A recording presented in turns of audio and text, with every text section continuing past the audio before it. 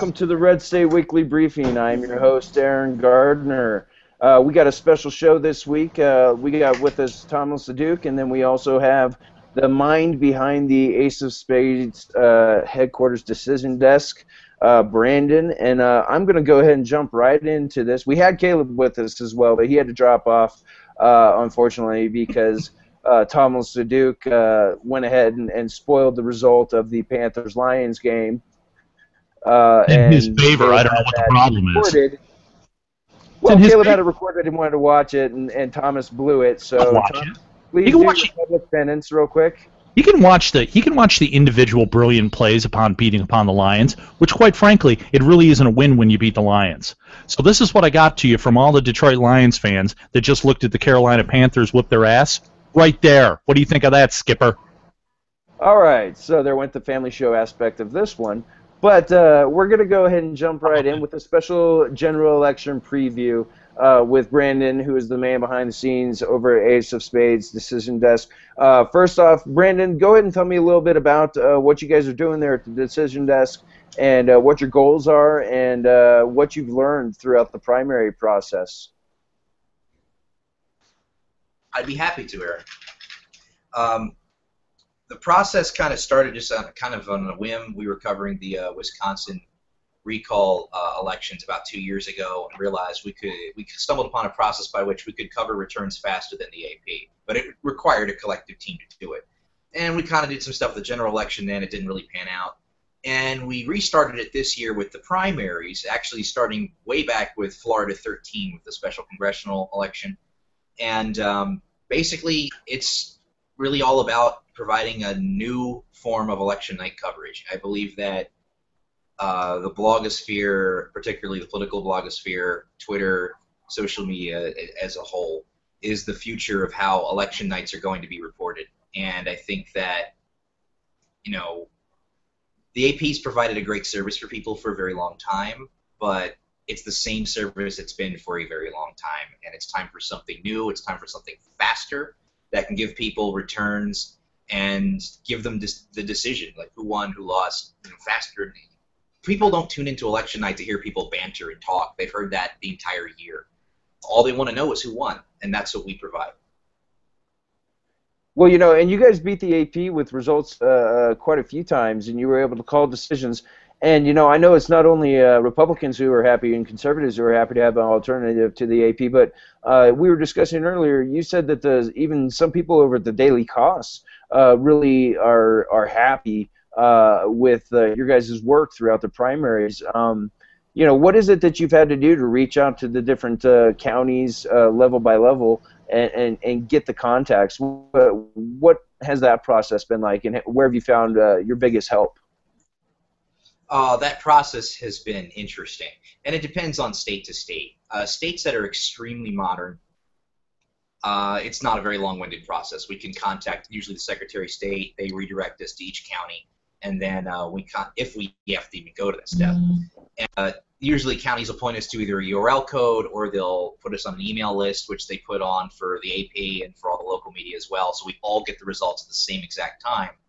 And then we just dump the numbers in. The beauty is the passion of the volunteers is what gives us kind of an edge, because whereas many of your traditional lines of media have their one phone contact or their one website that they can go visit or their email chain, if anything breaks down in that line of communication, they can't obtain results. And we noticed that in Mississippi, we noticed it in Arizona. So again, these volunteers who a lot of times they live on the East Coast and they stay out till 1, 2, 3 o'clock in the morning covering, they have no problem calling up that backup contact we had for this office or for that office, and that's what has given us the edge. And that edge is what's been recognized by people like the people that work at Daily Cost Elections. When Tennessee had its problems during the returns, the Secretary of State's website crashed several times, and the AP was way behind. And people needed numbers. You had news reporters who were writing stories. You had bloggers writing stories. So we opened up the line of communication for people to privately access their sheets. And we got a good response from media. We even had someone from NPR. So it's a good thing to have an alternative. And a lot of people are supportive of the project, regardless of politics. It's something. you know, we can fight and argue about who we want to win an election, but on election night, when the polls have closed, there's no bias to the results. They are what they are. And the faster you can get them, the better.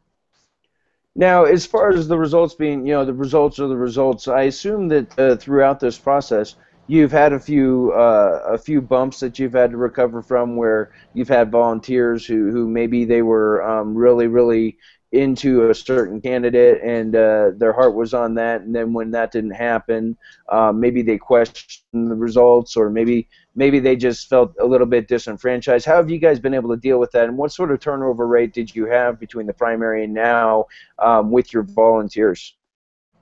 We haven't had much the only people who've had to drop out are people who just can't commit for November the 4th. So we started off the cycle process with maybe a few dozen people at the very beginning of this year. We're at over 130 volunteers now.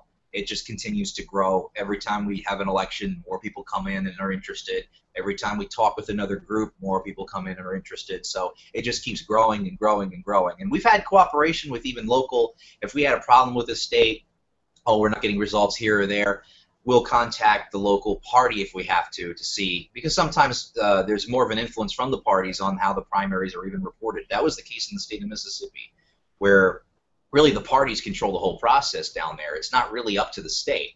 So you have to kind of go through them to get anything in terms of trying to speed up access.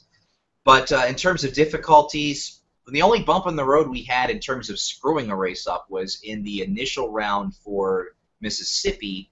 We called the race for Cochran, not winning it outright, but leading when everything was going to be done. He ended up obviously losing to McDaniel in the first round thanks to Jones County. And Jones was just a monster, and we admitted it when we screwed up live on Twitter. That's the reason why we haven't taken really a lot of heat for it, because not only did we screw it up, we were public about screwing it up, and continued to provide a service that other people were kind of starting to fall down on. We gave numbers out for Jones County that no one else had, and Harry Enton from 538 retweeted them. So now, you guys have had a chance to cover a lot of cool primaries, not only Republican but also some Democrat primaries. And you get to see, you know, these are the polls, these are what you've been looking at, and then you get to look at the data that you get from all the county clerks and whatnot, and you do your projections. What have you learned throughout this process about the polling, the projections, and the actual turnout? What have you guys picked up from that, and what do you think you'll be able to take forward into the general election with that? That's a good question to ask. One thing, we try to make an estimate, which few places do. We try to make an estimate of what we expect the vote to be for a given primary. Now, sometimes it's very close to dead on. Sometimes it's way off. Weather can affect it. Improper inputting from the state. We try to pull some numbers in terms of early voting and absentee voting to project out what the total will be. And that really is dependent on how good the state is at collecting that information. I assume also you go back through. I assume also you go back through a couple cycles to get your projections and looking at the registration and likely voters and all of that. Mm-hmm. Of course, yeah. You have to go through your background research first to build a kind of a skeleton of what you were going to expect from certain counties, and that's why really why I got thrown off with Mississippi, because Jones just turned out in such a monstrous rate. We weren't expecting it to be like that, but it was. So, and the process has been developed over the last few cycles, over the last few rounds of primaries, and we've got several different sets of eyes watching our projection formula and tweaking it here and there. And so it's been fun. We believe it's 45 races we covered. We called 46 races we covered. 44 we called correctly. One race we did not call correctly, which was Mississippi, the original. And then the other one we couldn't call because the guy quit. It was the Massachusetts 6th Congressional District Democratic primary last week. Tierney just gave up. He threw in the towel before the results even came in from Salem. So we were still tabulating them from the municipalities when we got the news. So. Well, so your plans going forward with the general election. I mean, I understand you're all building up towards the general election night. But is there anything we should be looking for in the meantime between now and then? Are you going to be putting out some updates for projections in different key states or anything like that? Swing states like possibly Colorado or some of these other races that have gotten tight recently. Are you guys going to be looking at early voting data and putting anything out early? Or is it going to be mostly election eve and election day? Election eve and election day is going to be our busiest, but most of what we're going to be doing is we're going to be just making the rounds to get as many volunteers as we possibly can get our hands on. The more people we have, the more races we can cover. It's a lot easier to cover, 50 competitive gubernatorial and senatorial and congressional races with staff than it is with 100 people. But I'm confident we'll get there, and it's succeeded beyond my wildest imagination already, so I'm very upbeat and optimistic. In the meantime, we will be looking at early vote data that we can get out of states like Colorado and North Carolina. North Carolina, by the way, provided very, very, very detailed absentee and early vote totals. And North Carolina, I believe, was the state where we came closest in our estimate. We make an estimate usually earlier in the day. We finish it up, and then we put it into our spreadsheets. I think we were only off by like a fraction of a percentage point of the total turnout because they did such a good job, and because a lot of just more people now are voting early and casting their ballots by absentee. The state of Florida is a great example where the Republicans are finally catching up to Democrats in terms of getting their voters out early, taking advantage of it rather than just fighting it. Take advantage of it. Get your guy to vote now instead of when he decides in a week from now, I don't feel like going. Well, even if he changed his mind a week later, he already cast his ballot if you got him to show up a week before. So. Right. Yeah. Now, I want to ask you. I think you spoke about this earlier. Maybe it was off air that we had discussed this a little bit. But you guys have worked with even some campaigns and talking to them to gather data on primary elections and stuff like that. How are those relationships, and do you expect to see more relationships with campaigns throughout the different states to get that data? Is that something you're after? Well, we're not actively seeking it, but if it's going to give us an edge in the state, if we decide, look, let's try to reach out to some campaigns. Maybe they've got another way of getting results as well that we can trust, that we can rely on.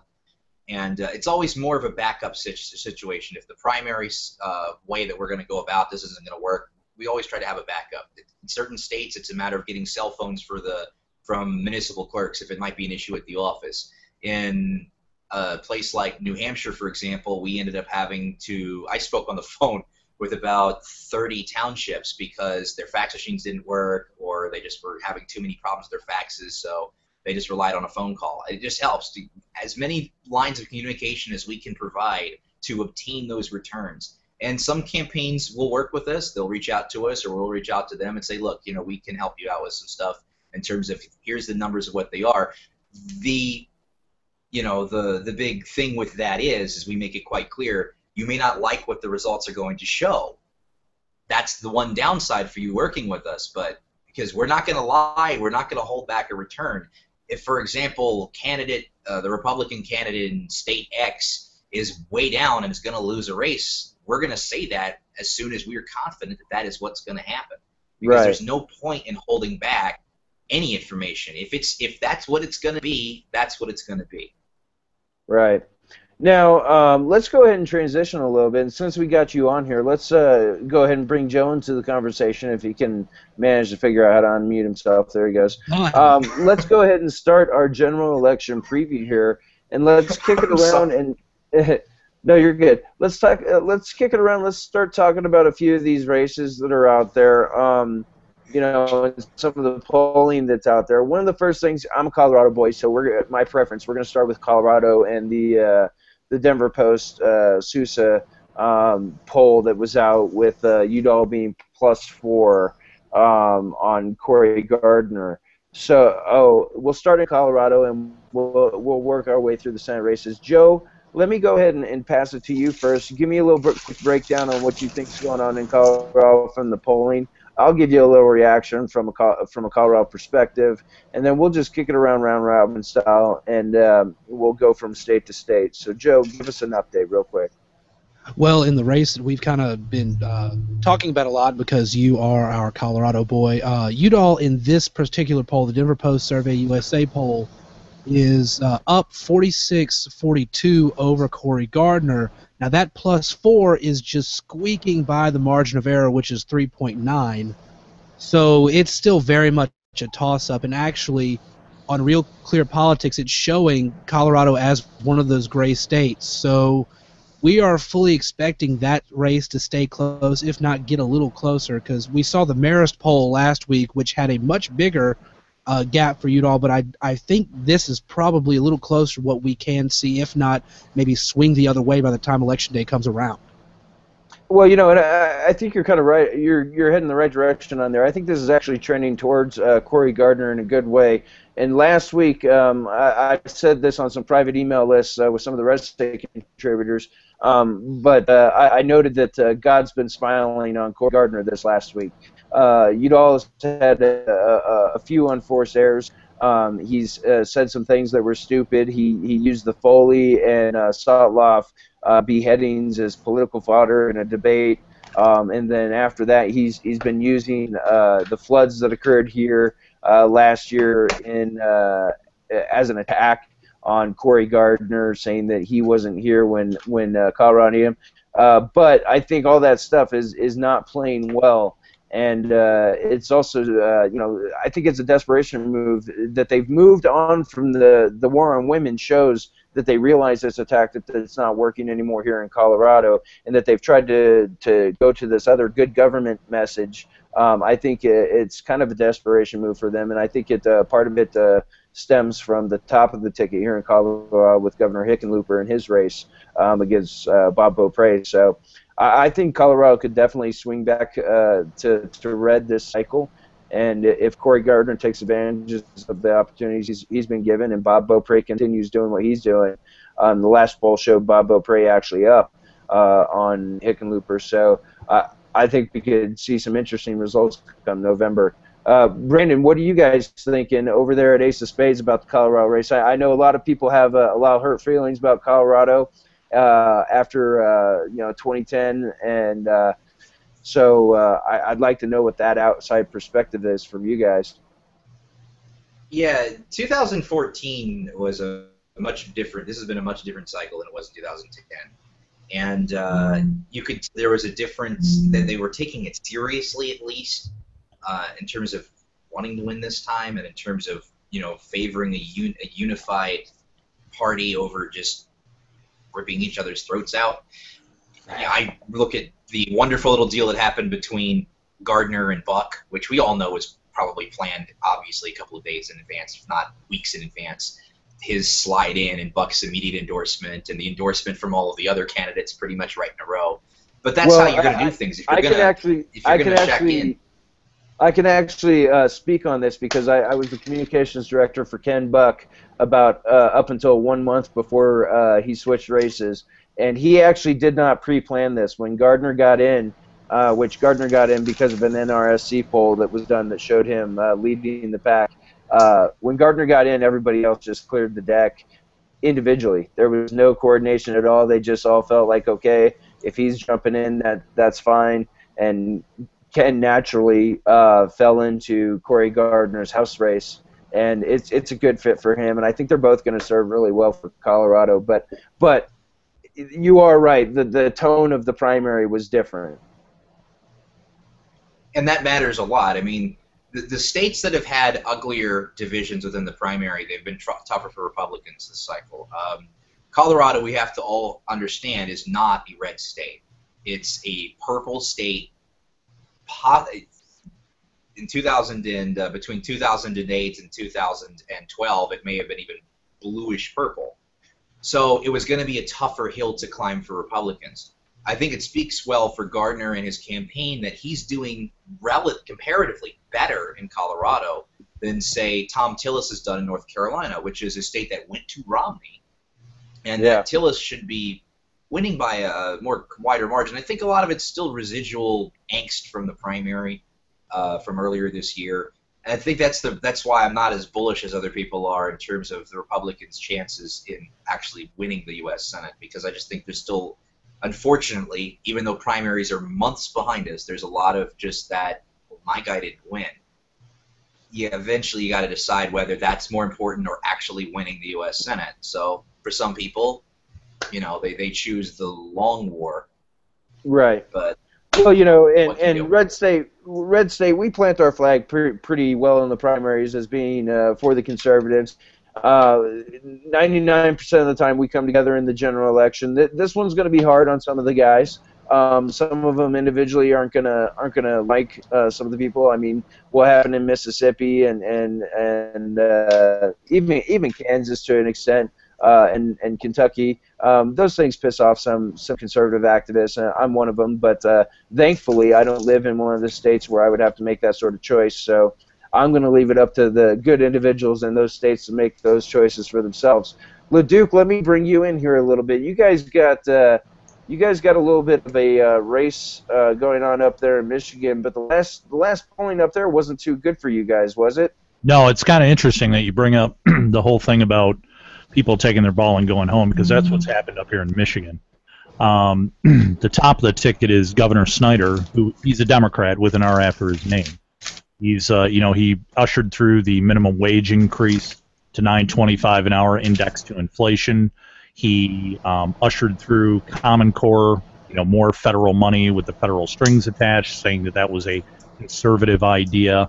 Went along with the Obamacare Medicaid expansion, talking about how we're going to add 400,000 people to the rolls and it's not going to cost us a dime. Of course, it's going to cost us more from the federal side. I mean, we're all still Americans, even that we live in the state of Michigan. And then he rolled back on his promise to not include any taxpayer money in anything in the bankruptcy with Detroit. And so he's now only up 2 points, where he was up 8 or 9 earlier this year. And the Senate candidate is suffering because of this, Terry Lynn Land. She was down by a couple points in the latest poll that just came out. She's down 10. And it's pretty much, from what I can tell so far, is that there's just zero enthusiasm among the base to re-elect somebody like Snyder, who, he ushered in right to work because he was taking over somebody's knee and paddled about it in lame duck. It wasn't what he wanted to do. He said it over and over. It wasn't what he wanted to do. But why go out and vote for a guy or even spend any time doing anything if he's more of a Democrat than he is a Republican? And we have a Republican House and a Republican Senate here, and I've privately talked to 3 to 4 legislators that have told me that if the Republican governor wasn't twisting their arms to pass this stuff, they never would have voted for it. So, hey, have a Democrat at the top, and when the Republicans and the Republicans in the House and the Senate, if they keep it, get crap like this passed or threaten to pass, they'll vote it down. So that's kind of where we're sitting right here. Michigan's going to stay a blue state with Republican representation, and I don't know if this is going to spread to other parts of the country, but I know it's kind of fermenting here that way. Okay, well, and that's going to happen in any broad coalition such as the Republican Party. You're going to have that. The Democrats seem to manage to keep their little niche coalitions together, and they all seem to paddle at the same rate. But we often are individuals, and that's just part of who we are. Now, another race that I wanted to talk about, and Joe, I'm going to kick this over to you real quick, is what I believe it's Iowa, the Ernst Braley race. And the polling coming out of there. I'm going to go ahead and drop it on you, Joe, for just a minute, and I got to step out for just a second. I'll be right back. All right, so the Bruce Braley, Joni Ernst, let's see, the latest poll I saw on that was CNN Opinion Research, and what notes did I put on it? Margin of error is 4, and Braley is up +1. The interesting part of that is that Braley has had so many, I like what Aaron called them earlier, unforced errors in terms of his of just gaffes that he's made that he should have known better than to make, but his image as somebody who can connect with the people of his state is just phenomenal. There's no image there. Everybody's seeing the big lawyer guy and not seeing somebody who connect with the farming base. And then they start attacking Ernst, who was serving her duty, her National Guard duty, and was unable to campaign there for a while. And they decided to attack her on that, which just shows a relative amount of taste from our friends, in the Democratic Party. This race is incredibly tight, and Brandon, I'm not sure what you guys have seen on it, but we've definitely looked at this race here, and we see it's incredibly close. What's the decision desk kind of predicting on this one? Well, we're seeing it pretty tight ourselves, and we've been watching it before the actual primary happened. And once we saw the unity within the Republican Party to back her leading up to the final days of the primary, we figured she had a much stronger shot than people had initially given the Republicans in Iowa this year. And she's delivered on that, mainly because, again, Braley just can't keep his foot out of his mouth. Mm-hmm. And unlike enough other states, this is where it shows you the strength of a particular state's Republican Party and their apparatus and all of their structure.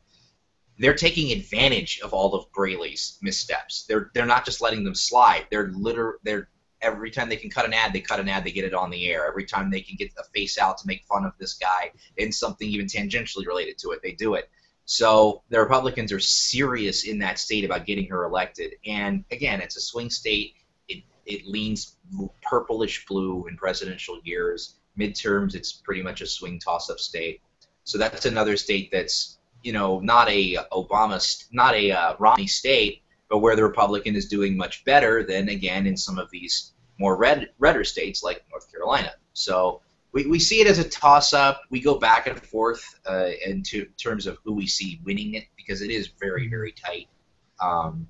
We've looking through our stuff. We had Braley up by half of a point.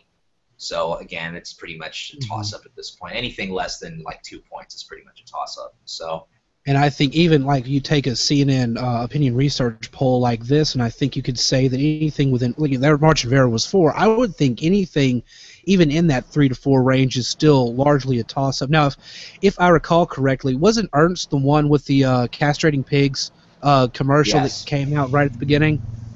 Yes, that was Ernst, and she said she knew a lot about cutting pork, I believe is the key phrase there.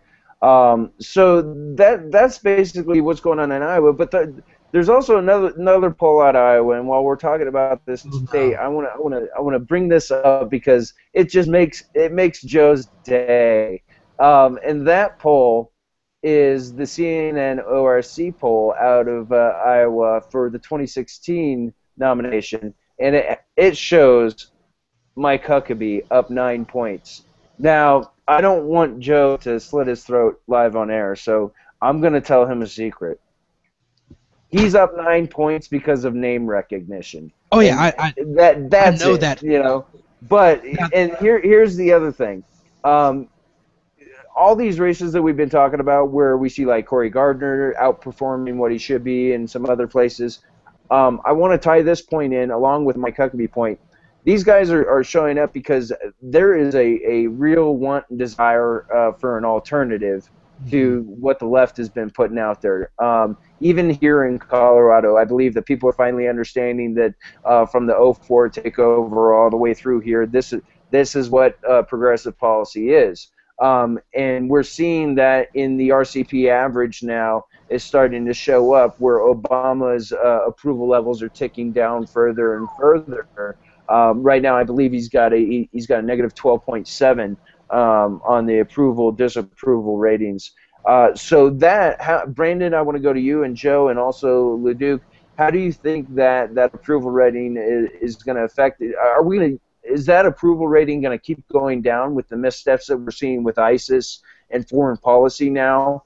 Are the people going to even break further towards the right? Is that something do you think you could see, and maybe a late wave shows up, Brandon?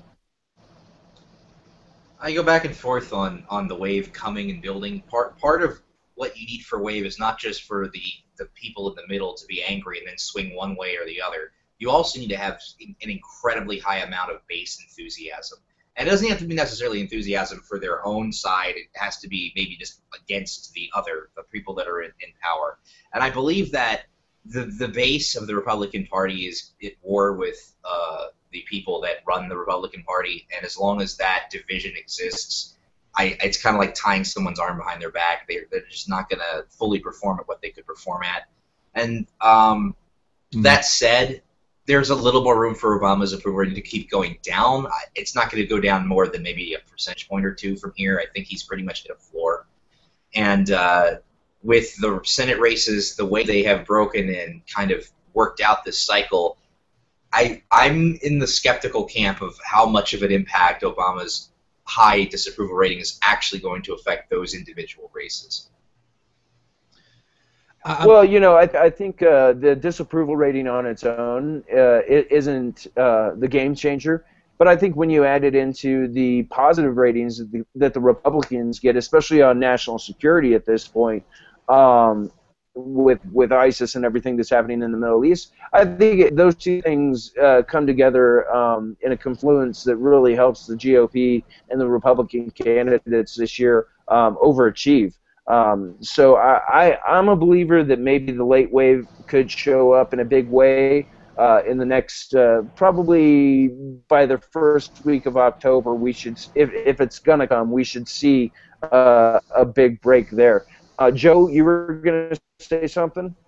Well, I'm in full agreement that his disapproval rating alone is not going to quote unquote create the wave. But we look at a couple things. We see a poll that came out, and I forget who ran it, that said that there's, you know, in the double digits, people are a lot more trusting of the Republicans to handle ISIS than the Democrats. You have Pew Research, and for the first time, we really see a poll that shows a generic congressional vote that goes to the Republicans, and in that particular poll, Republicans are up +3 in that one, and it's 47-44 breakdown in that generic congressional vote. So we do see elements that are coming together. We're seeing these races where the Democrats, in places where they should be strong, are making missteps because every one of their talking points in the last year or so has not worked, and they're running out of ideas.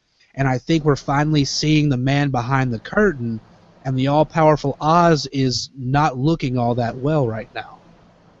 Well, you know, and I think you know, we're seeing interesting stuff happen across the landscape in Senate races, but I think also in some of these governor races, we're seeing positive aspects as well. I mentioned earlier that there was a poll out with Beaupre up on Hickenlooper, and then there's also one showing in Meven. And I know there's some other governor's races that have had some positive polling. I know Scott Walker's up, and then an interesting one is Illinois. What's going on in Illinois, Joe? What's going on there to where we have this guy Rauner up?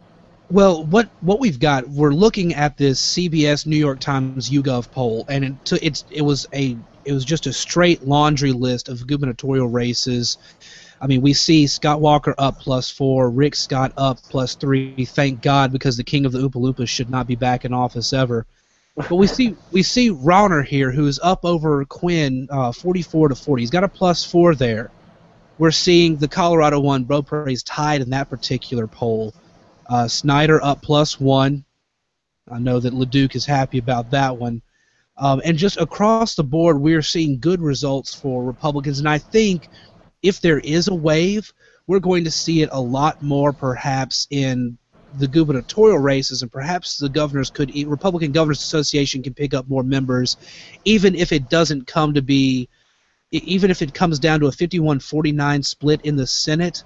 I'll take that if we pick up more governor seats, because, you know, the states, as people have said before, states are really the testing ground for a lot of our federalist policies, and so more of these Republican governors putting Republican ideas in these states will ultimately, we talked about the long game, more of these Republican governors will lead to more Republican seats down the road, I believe.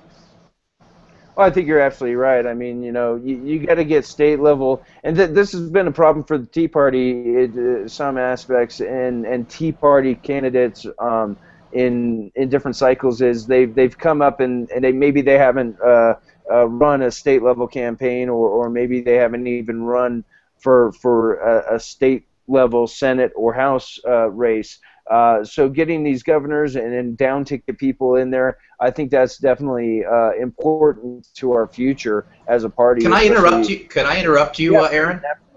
get in. Okay. You're making a good point about the Tea Party and their, moving up from the local level to the state level.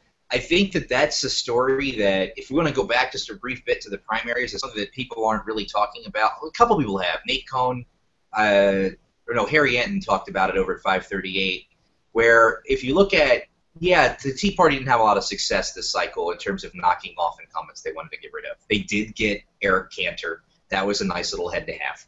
But everywhere else, they kind of fell short.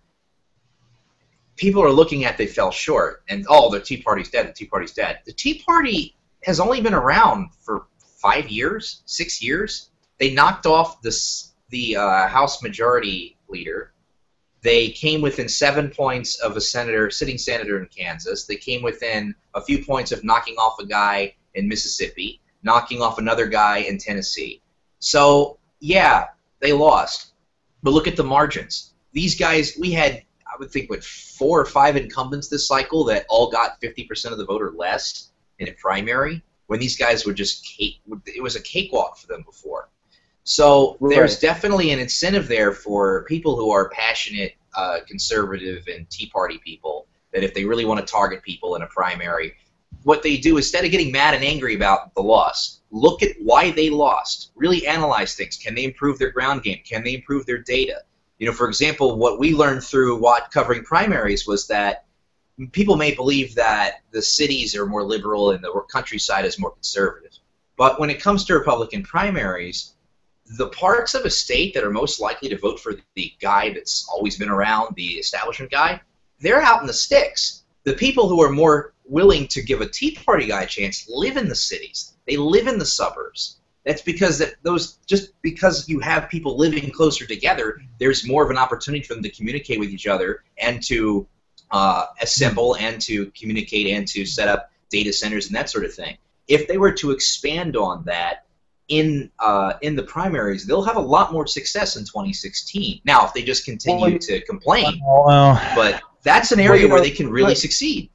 Let me break in here and also say, outside of electoral success, the electoral success that the Tea Party has had in big events like the Senate, with Mike Lee and Ted Cruz alone, they've changed where everything is. They've shifted it, the discussion. They've influenced the debate just by being there. I mean, we're talking about the Export-Import Bank in a way that hasn't been talked about in a long time. Now, we're not going to get the deauthorization, I don't think, this time around, but we're talking about it in a serious way. Leadership is frightened by the Tea Party and their influence, and we're seeing that gentle shift away from the establishment line on a lot of things. We're not where we need to be. You've got people who are more moderate or who are more establishment, I guess, minded, who have realized, there's a subset of them that have realized that there is a staying power to the conservative movement. There's a staying power to the Tea Party. There's an energy there. And if you can get those people on your side and not disappoint them, you will have an easier time winning elections. And not only winning elections, getting the bigger picture victories as well in terms of legislation passed and all that. When we were covering the state of New Hampshire, we found it very interesting that you have Scott Brown, who's running again, but the guy headlining the Unity Breakfast in New Hampshire was Rand Paul. The guy who was going around rallying the troops in New Hampshire to get people ready for Election Day, for making calls and doing that sort of thing in New Hampshire a week before, was Ted Cruz. Those are the people who were going to New Hampshire to help, rally the troops, per se, in New Hampshire. And I think certain campaigns and certain people, even who aren't as conservative and Tea Party, per se, who aren't really conservative or Tea Party, realize that there is a value in making legitimate friendships with and building allies with the more conservative part of the party. That's how they can go forward to have a good and effective majority, not attacking them, but working with them. Brandon, I agree with you. Those aren't the lessons learned. Absolutely not. And this whole primary system has just backed up what they've done, especially what happened in Mississippi, and nobody's paid the price for that. Nada. You want to win the presidency in 2016? Republicans don't take the Senate this time. because all we're going to hear about is that we got to wait till 2016 and everything that they ran on, which is nothing. Tell me what the National Republican platform is right now. In 2010, they had a platform. In 2008, the Democrats had a platform. In both times, because they were campaigning on ideas, there were landslides. What is the National Republican platform right now?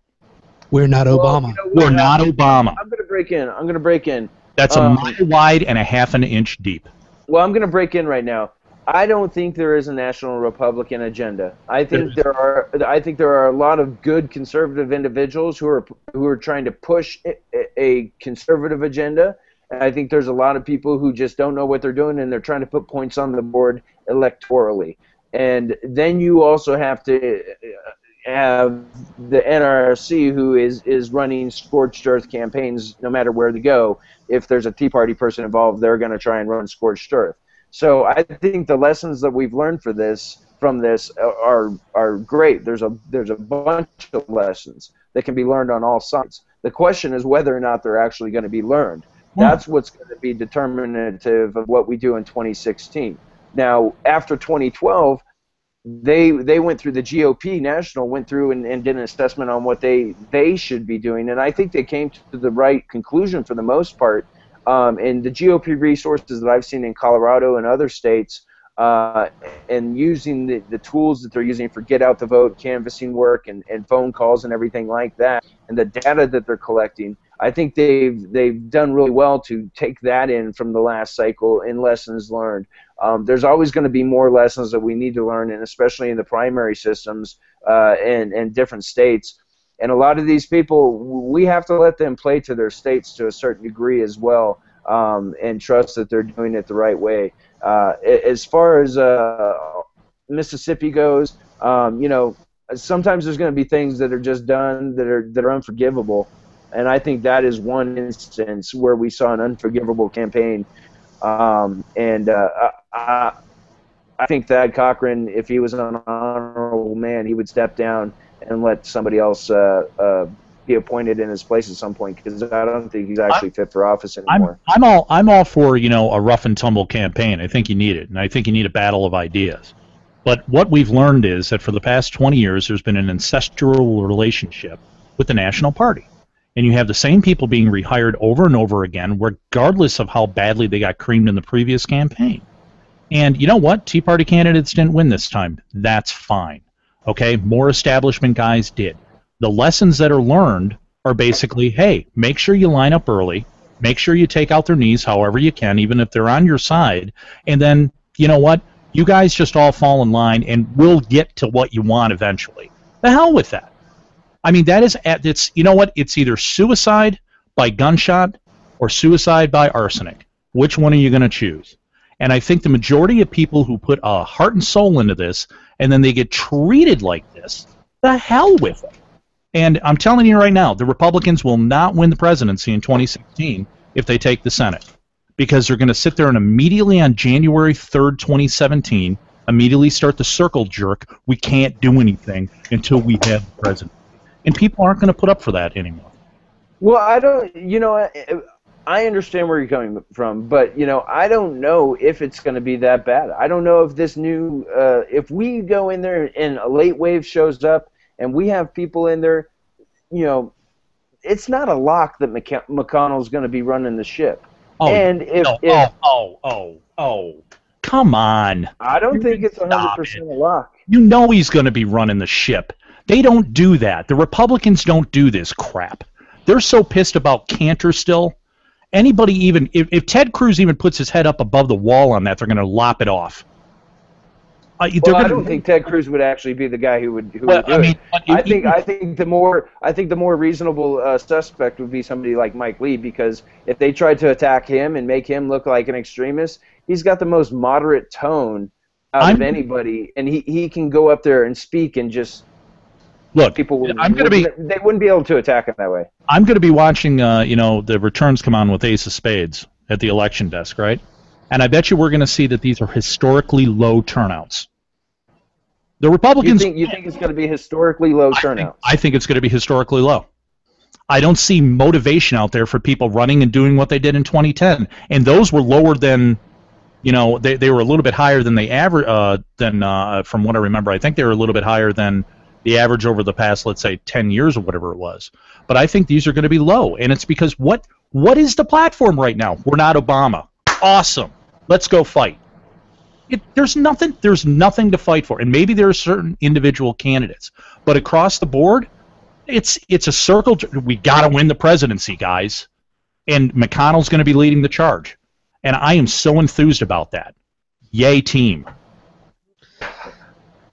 Well, you know, my computer's kind of frozen up, so I can't take it off of Leduc's face right now. But you'll just as it should be. Have my voice and his mouth move. But you know, I understand where you're coming from. I don't know if outside of our, you know, our bubbles that we create for ourselves, That's true. I don't know if your standard voter, as opposed to your activist, gives a crap about a lot of this stuff. I mean, you see the Remember Mississippi hashtag and stuff like that on Twitter, but I mean, Twitter's not real life. You know, it's not what's going on in the individual states, and I don't know how much bleed over nationally you'll have. I think that there's individual places, individual states where it might impact, but I think for the most part, the candidates in a lot of these races, like here in Colorado, I think the candidate himself determines a lot of this stuff. Cory Gardner ran a good primary, came in at the right time. He's running a good general election campaign. His team is you know, being responsive and good and acting in a way you'd expect a winning campaign to act. So I think a lot of it just comes down to the individual states, and I don't see a big national bleed over, and I don't actually see a need for a national agenda outside of what we already have that's loosely defined. I'd rather not focus on the details right now nationally and let these guys sneak in who are more Tea Party-esque than people realize and get the work done. Brandon, what do you think our chances are? Sorry. I was going to say, Brandon, what do you think our chances are going into 2016? You know, what's your response to Leduc, basically? Let's go that way. I don't think that having a majority or not having a majority is going to affect 2016 at all. I think that 2016 is going to be determined by several of things. How bad Obama finishes out his term, what damage is on Hillary Clinton. I don't think it will be that much big of a damage. Whether the Obama coalition sticks together for Hillary is a bigger problem for them. We look at our own side when our own party is going to hell. We look at our own side's problems a lot without ever assuming that the other side has any problems at all. And in fact, it's easy for the media to focus on all the problems in the Republican Party because they're so vocal, they're all over social media.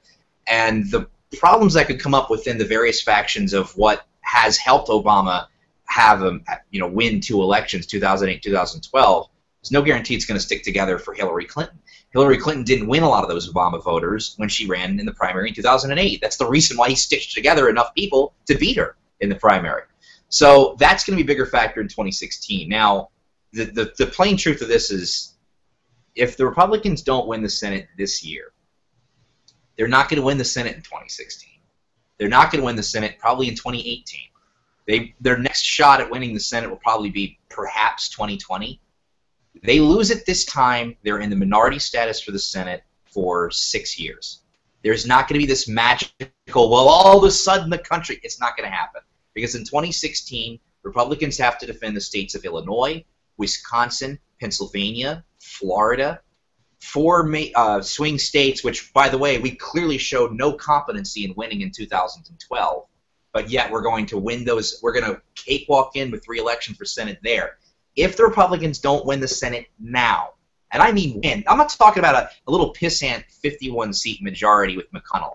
If you actually had a considerable win, which a healthy party would have in this kind of an environment, if you were talking 56, 57 seats, then even having McConnell as a dope majority leader, if he was a dope majority leader, really wouldn't matter because you'd have enough actual conservatives that would ride in on the wave to kind of yank away the power away from establishment people. But that's not what we're looking at right now. Right now we're looking at possibly the Republicans getting to 51, 52 seats. You need the wave to break over another 5 seats. And frankly, the Republicans themselves need a wave if they're serious about maintaining a senatorial majority because of 2016.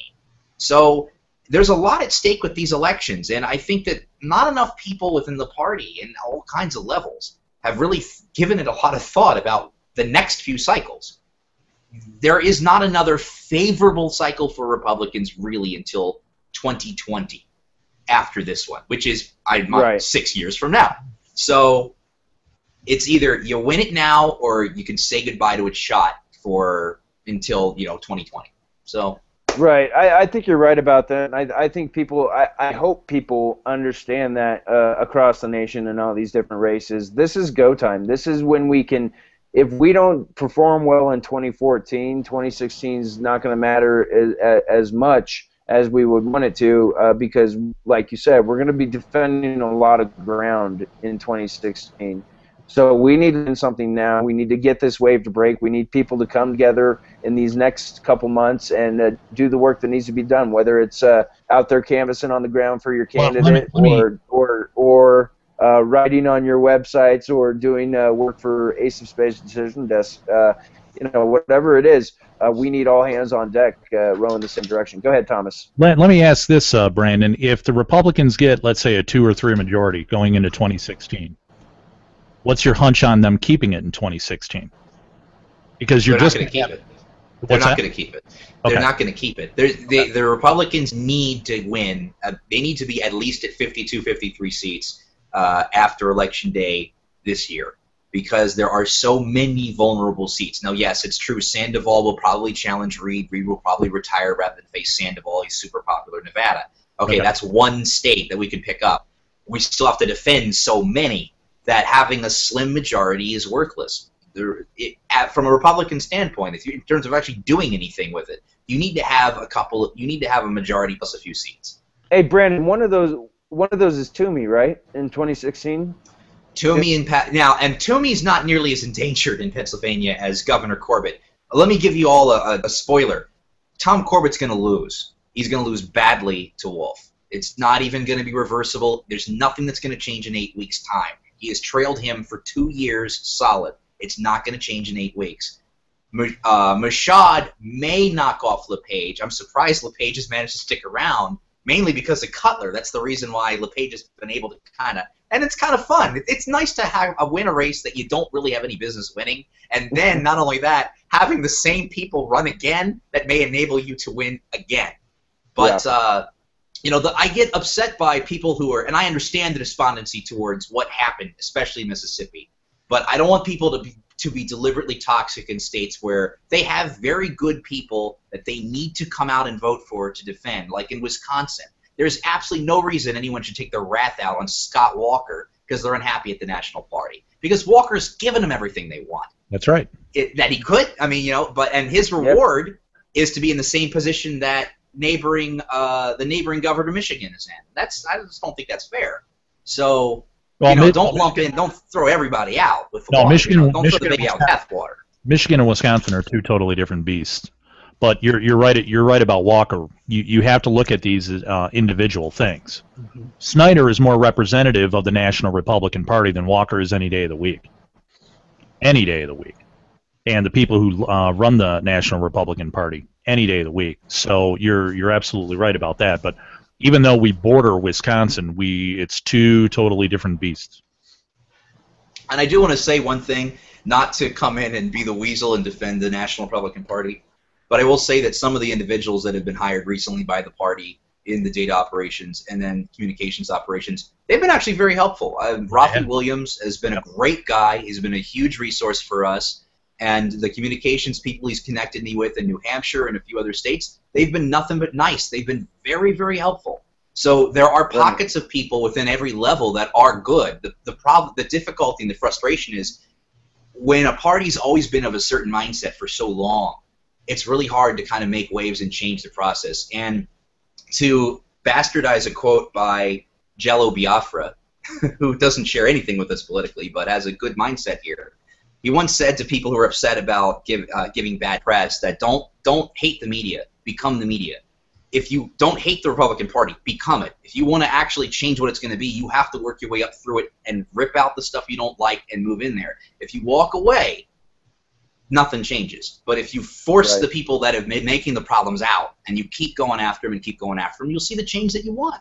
But you got to stay persistent. You can be angry, but you got to fuel that anger into being persistent. Go after the next guy you can knock off. Go after the next guy you can knock off. And learn as you go, so that you can get better and better at doing it, so that there'll be more embarrassments for them, like what happened in Virginia 7. So that was a campaign that. And it's like what Reagan said. It's like what Reagan said. You know, we don't need a third party to come in here. We need a reinvigorated and renewed Republican Party to come in here. So we don't need people leaving the party and going and starting their own game. We need them to commit, double down, take over the party they're in, and do the hard work that it takes to, you know, get a quality national party. And I got to say, a lot of the complaints that LeDuc has and I have and most of the guys at RedState have, they all go back to the NRSC and the type of game that they're playing in elections, how they treat other Republicans, and how they treat conservatives specifically. So that's where most of our anger is focused. The RNC anger, you know, I think that's maybe 1% of it, and then maybe another 1% is the NRCC with some of their stupid emails. But for the most part, I think our party, they never stop. They never stop, and they've sent some that are straight up on the verge of being like illegal, and they should really check it and get it under control, because it's not right to send some old lady or some old man a mailer that basically looks like a overdue bill statement.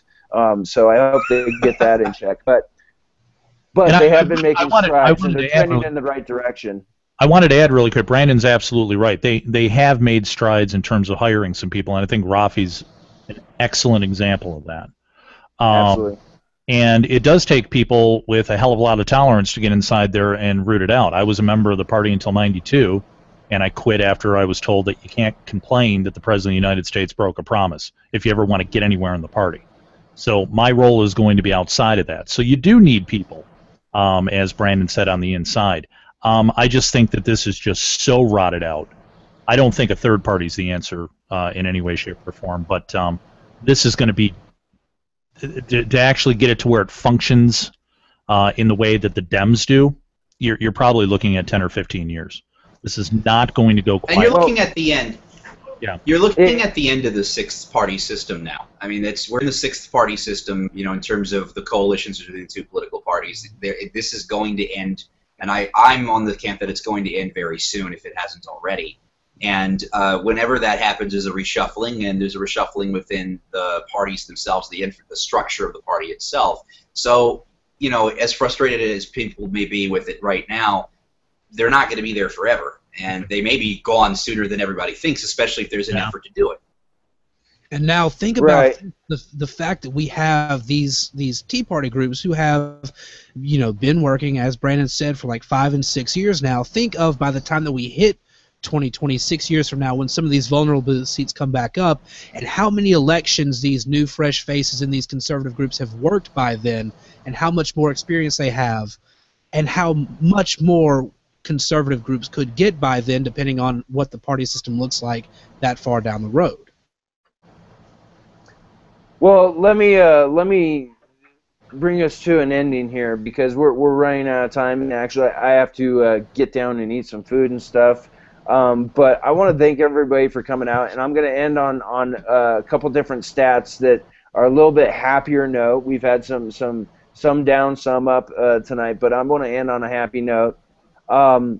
In the polling for congressional rating that was put out for Fox News, only 13% actually approve of what Congress is doing, no matter which side it is. 13% approve. So at least a lot of people understand that Congress sucks. That's one positive note. Now this second one is even better to me, I think. Hillary Clinton, who I think it would be great to run against a Clinton again. I think we would win this one. She's up 38 points in the 2016 poll for Democrats, and Biden only has 15%. And I think that's a testament to the United States of America that Joe Biden is only garnering 15%, even among the most stupid party in the nation, which is the Democrats. I can't wait for those primary debates. I cannot get Biden, Hillary, and Elizabeth Warren up on stage for a three-way primary debate. That will be the greatest thing in the world to me. I think they should just name it the Anchorman 3. Leave it at that. Can you imagine Biden between those two women on a stage as they're talking circles around his head? It would be. It's a thing of beauty. I mean, we would have every Middle Eastern country broken up into 3 different zones based on whether or not they're Sunni or Shia or other. It would be great. It was just a whole Balkanized Middle East. It'd be beautiful. But okay, so that's our show for the week. I appreciate everybody showing up for the Red State Weekly Briefing. LeDuc, why don't you go ahead and kick some tunes, and we will say goodbye. Brandon, where can everybody find you on the Twitters, the Facebook, the interwebs? Yes, our election results will be up. We're actually working on the website right now. John Ekdahl and myself are working on the website right now to improve it for November. But currently, you can find us on Twitter at AOSHQDD. If you would like to volunteer for election night returns, it's an extremely simple process. Joe will tell you just how simple it is. It's very easy. We appreciate all the input people can give us. The email to volunteer is aoshqdd@gmail.com. And then my personal Twitter account is @ConArtCritic. All right. Thanks for being on with us, Brandon. And everybody should definitely follow him on Twitter and follow the Ace of Spades headquarters decision desk as well for all your election updates. Joe, where can everybody find you this week? They can find me at JoeC_Esquire on Twitter. I just hit 1,000 votes, so I'm waiting on Twitter to give me my blue check. Oh, yes, the blue check. It's not coming. LeDuc, where can the men find you and where can the ladies find you? LeDuc at FTRradio.com and IrishDuke2 on Twitter. Awesome. Once again, thanks to everybody for showing up. This is the Red State Weekly Briefing for this week. I'm Aaron Gardner, managing editor of RedState.com. See us again next week. Bye.